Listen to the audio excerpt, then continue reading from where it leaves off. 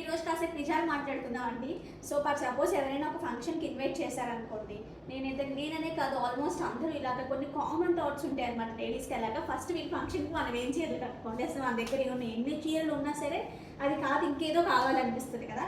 So అలాంటి చీర ఎలా ఉండాలంటే మనకి స్టైల్గా ఉండాలి, ప్యూర్ అయి ఉండాలి, మంచి ప్రైస్కి రావాలి. సో అలాంటప్పుడు ఏం చేయాలి, చక్కగా భూమి కలెక్షన్స్ని ఫాలో అయిపోవాలి కదా.